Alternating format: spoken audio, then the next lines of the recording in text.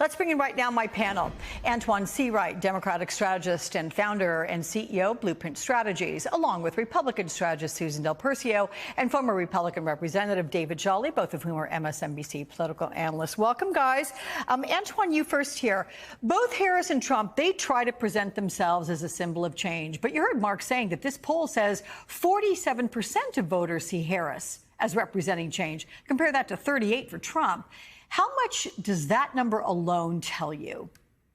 Well, I think this roller coaster is going to take us on many twists and turns before we get to November 5th. But I think what voters are starting to figure out as she continues to introduce herself to the American people day by day, as she again starts to lean in and focus on the overall bill of health of everyday Americans, and as people learn about the intellectual capacity she has and her versatility as a candidate, the more people gravitate to her and the more people understand that her policies and everything she has stood for and what she represents is opposite of what Donald Trump, J.D. Vance, and the extremists on the other side represent. And I think that's the beauty about the next 40 some odd days, the contrast, but also her speaking to the bread and butter issues that everyday Americans face. And I think that's a lot different than her time as vice president, when she and Joe Biden together had to focus on rebuilding the American economy and rebuilding the macro of this American experiment.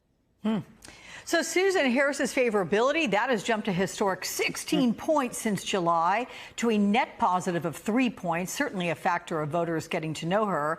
But especially with Trump's numbers remaining more stable and his favorability at a net negative of 13 points, is it hard to imagine the less popular candidate can actually win? I mean, at least in the popular vote. Let's not get into the whole electoral college debate right now. Well, even with the popular vote right now, we see it's within the margin of error. So it is possible that the candidate with the more unfavorable rating could squeak by, especially if you're looking at the polls. But one thing I'd just like to highlight with that Harris number is, like, let's not forget, she just started her campaign a couple of months ago. So when you look at the way she's rocketed up on the screen, people didn't know her before. She just started to campaign, and normally you would see someone campaigning in January, February, March, like the current president was. So that is a huge pickup, but I'm not surprised about it. What is outstanding for her and does make a difference is that her favorable is higher than her unfavorable. Donald Trump never sees that. Biden never saw it. Now that's how you start changing a race like this at the margins. Yeah. So David, Trump still leads on inflation, on the cost of living as well. And the poll showed that inflation is the most important issue to voters. Can Harris win when those issues have historically played a huge role in presidential races?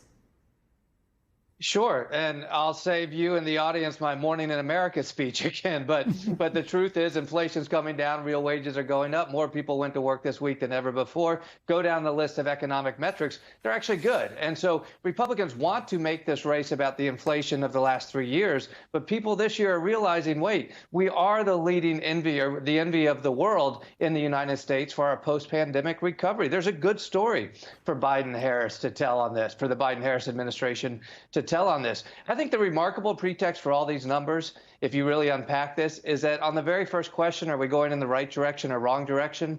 65% of the country still thinks we're going in the wrong direction. And you can almost see in Lindsey Graham's comments, they're kind of stumped. Why, if we're going in the wrong direction, are we not then going back to Donald Trump? It's because Kamala Harris does represent change. She's not one of the last two presidents. She's somebody who has an opportunity to lead with her vision, and she's more likable than Donald Trump. And so the voters are saying, look, I don't like the direction we're going. I don't like the state of where we are in the country. But I'm not putting all that on Joe Biden. I'm putting that on the system, including Donald Trump. Vice President Harris has a shot here to say, we're going to take the country in a new direction. And voters are saying, I like to do that. Is there anything we've missed talking about the polls, all three of you, that you want to mention, a big takeaway for you? Okay, Antoine, you first.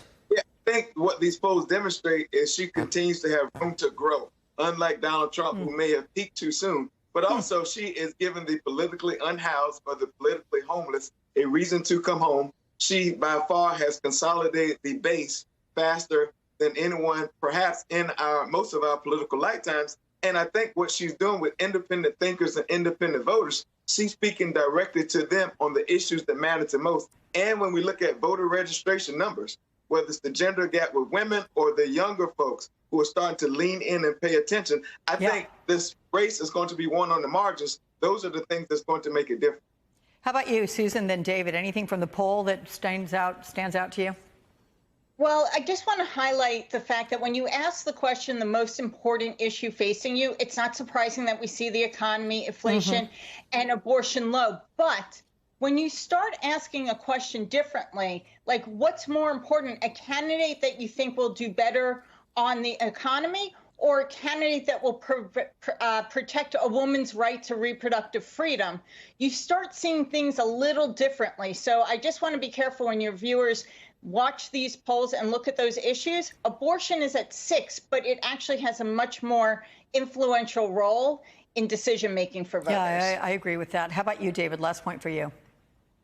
I'd say if you don't have a red MAGA card in your wallet, you don't like Donald Trump. And that's his biggest challenge. He's an unlikable leader at under 13. He's underwater by 13 points.